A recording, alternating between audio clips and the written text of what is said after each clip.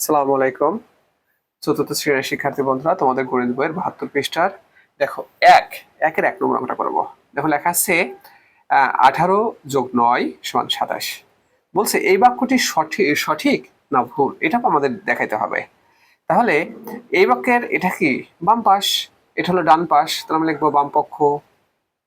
বাম পক্ষ, বাম পক্ষ সমান কত? ১৮+৯ সমান কত হয়? ২৭, তাই না? আর ডান পক্ষে কত দেখো তো? ডান পক্ষ, দেখো ডান পক্ষ কিন্তু ২৭ লেখাই আছে, ঠিক আছে? তো আমি দেখতে পেলাম যে বাম পক্ষ আর ডান পক্ষ সমান, কারণ বাম পক্ষকে বিশ্লেষণ করলে আমরা ২৭ পাই, ডান পক্ষকে ডান পক্ষে তো ২৭ দেওয়াই আছে, তাই না?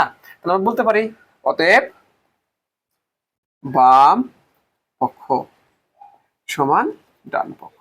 ডান পক্ষ, তারপর আমাদের সিদ্ধান্ত কি? অতএব বাক্যটি সঠিক। বাক্যটি সঠিক।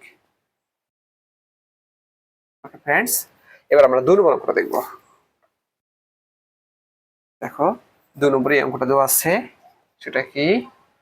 তোমার ২৭/৪ = ৮। এই বাক্যটি সঠিক না ভুল, এটা প্রমাণ করবো আমরা। লিখবো প্রথমে বাম পক্ষ।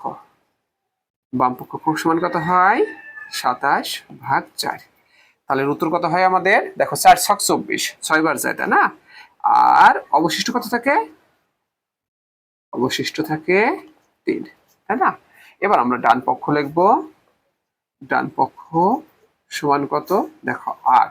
তাহলে বাম পক্ষ আর ডান পক্ষ কি সমান? সমান কিন্তু না। তাহলে আমরা লিখতে পারি অতএব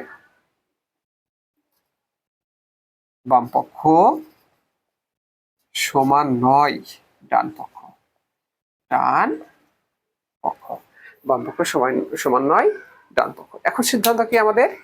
দেখো দেখাচ্ছি তোমাদেরকে। আমরা লিখবো অতএব বাক্যটি সঠিক নয়। অতএব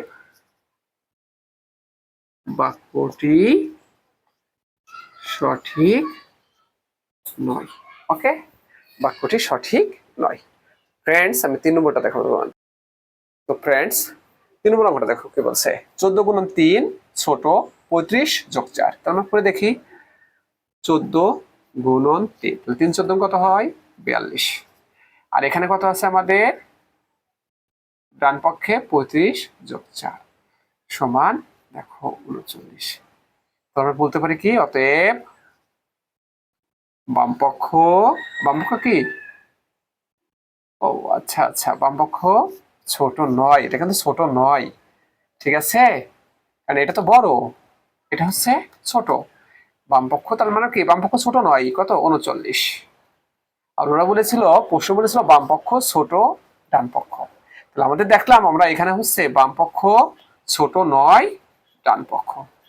ডান পক্ষ, তাহলে আমরা কি লিখবো? অতএব বাক্যটি সঠিক নয়।